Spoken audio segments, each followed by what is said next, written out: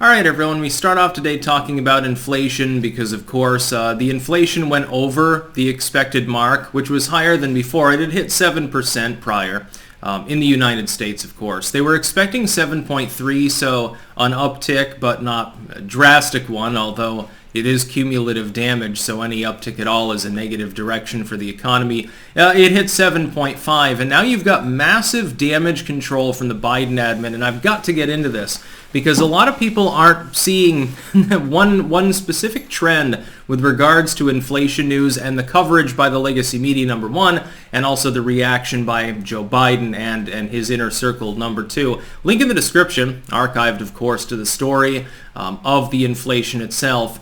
This is not a place that you want to be at economically. 7.5 is extreme inflation.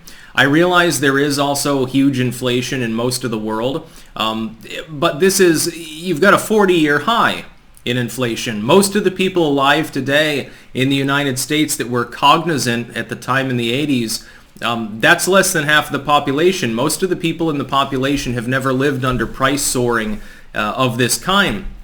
And of course, it's due to lockdowns. In part, it's due to Bidenomics more generally, although the lockdowns are a component.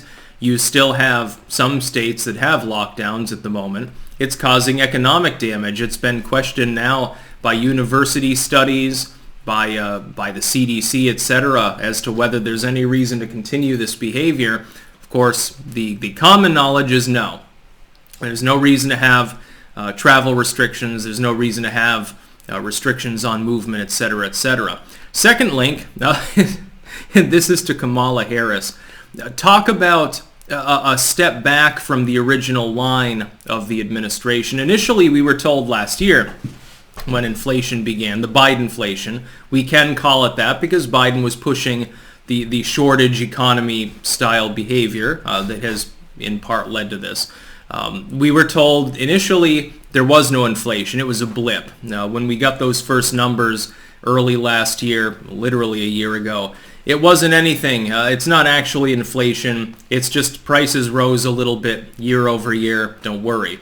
After a couple months, they said, okay, the inflation is here, but it's transitory. You can look for it to last 3 or 4 months.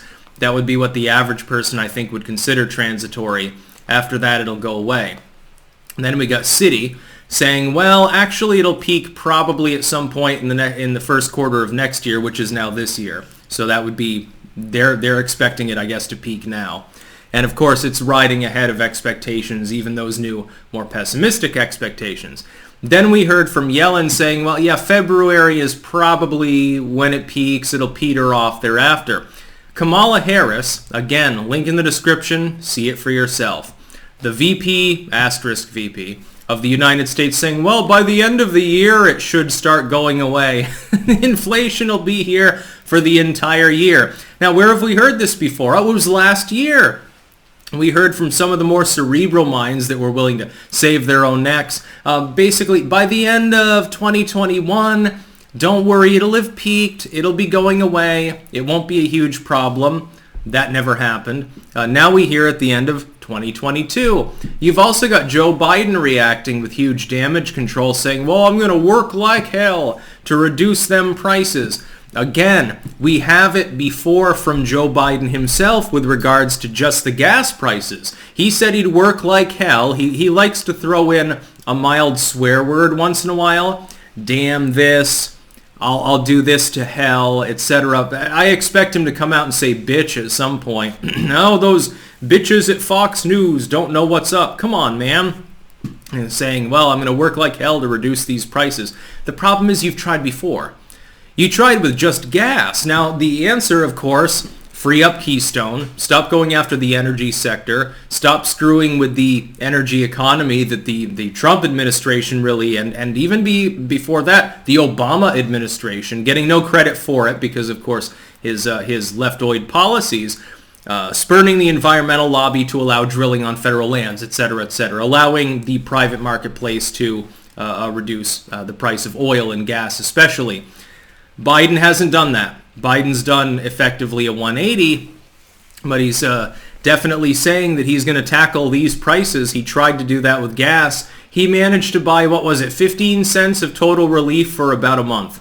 That was it. And that was by draining the strategic reserves that were building up and up under Donald Trump. Now, before I continue further, keep in mind there will be a pinned comment down below if you're watching this video on YouTube with links to other video hosting sites that I use. Keep in mind, I make exclusive content every single day on those platforms that does not go on YouTube. Their algorithm does not like it if you make more than one upload per day.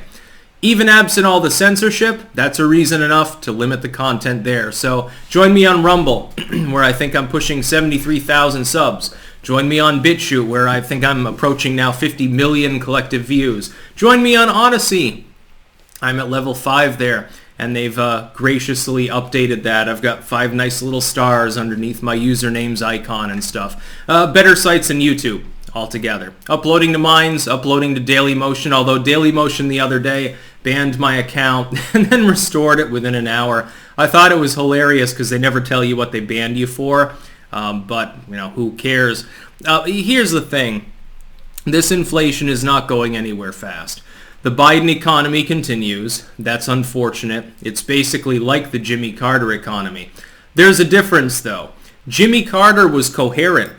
Jimmy Carter meant well. A lot of the things that are happening under Biden technically are out of his control, even though it is with his encouragement. The lockdownerism he encourages. He's not discouraging people from throttling port shipping and trucking and stuff. In fact, he's saying to Canada, hey, you should use a state of emergency to fuck those truckers up the ass. Looks like Ottawa is indeed listening. We'll see how that works out over the coming days or weeks. I think it might be too little too late at this point to stop what's probably going to happen in D.C. when even more truckers decide to show up and the honking begins anew there. It'd be funny.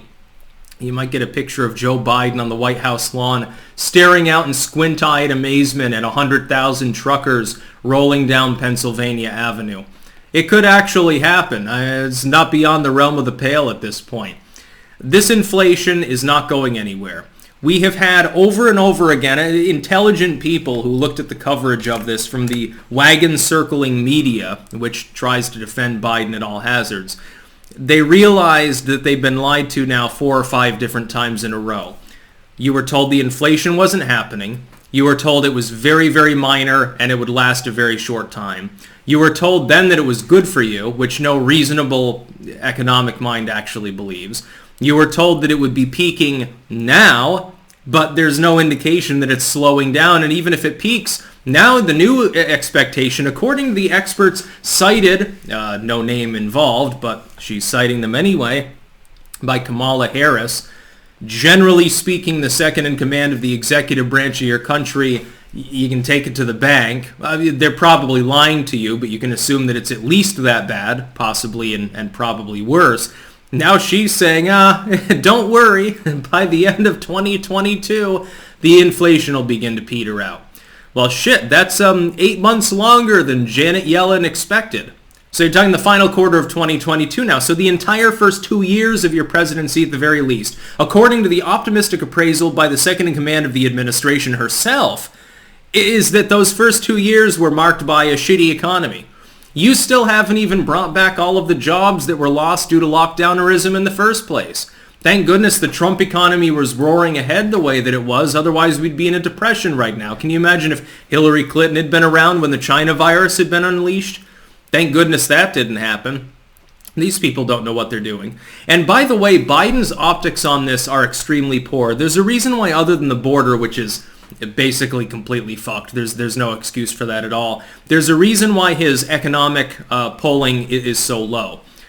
When he remarks on it at all, he either vaguely promises he'll solve the problem, much like with gas, and that wasn't solved. I have no reason to believe that the same won't be true here. So he's not going to do anything about the prices. He's not able to do anything about the prices. The fact that he's pledging to do so is probably a tactical blunder, if anything else. Much like with that, that's one component. And the other component is he scolds people, and he comes out and does his angry old man thing and basically berates people for complaining. Well, back when I was a kid, the prices were soaring. Back under Jimmy Carter, literally, I think when he was a young adult. It was a while ago, back in the 1970s. Led Zeppelin is charting on the rock station, so, you get it. We just tightened our belts more and turned the thermostat down. Why can't kids these days do the same? Now, of course, kids these days to him is like Gen X, let alone us, approaching middle-aged millennials. Imagine what Gen Z is going to think, raised up in the world of the internet. These people are out of their minds. Just on the optic level, not even on the economic level. Of course, everyone knew that Biden was going to screw the economy. I warned of it. You probably understood that. Basically, Paul Krugman was the only one that thought that he would do an okay job, but then he thought we'd hit a Great Depression if Trump was elected, so nobody really cares about what he says anymore. He's done even worse than I expected. I didn't expect 7.5% inflation. I expected maybe 6%, 5.5. It's not good, but it's not as bad as this is. Does anyone at this point reasonably believe that Joe Biden is capable of solving this problem? The problem is that he pretended that he could. A president cannot unilaterally fiddle with the economy on the macroeconomic level enough to make a huge difference anyway. The only difference that he can make is to re-regulate things through executive order and then through tinkering with bureaucracy and to attack the energy sector, and that's what he did. So some of this is his fault directly. Some of it is indirectly his fault, again, by promoting lockdownerism. Some of it's completely out of his hands, but it doesn't matter. He should have said, well, what do you expect me to do? I don't have authority over the states. The 10th Amendment is a thing. But he wants to ignore the fact that the 10th Amendment exists, especially with regards to voting and things like that. Well, I mean, if you're going to take responsibility for the whole shebang, because you expected things to go good because the Trump economy was doing well and you figured that recovery would continue, but for some reason you flunked basic math and don't understand why your enormous trillions of dollars of free-for-all spending are going to cause inflation for an extended period, well, you get what you fucking deserve, I suppose. That's about all. Peace out.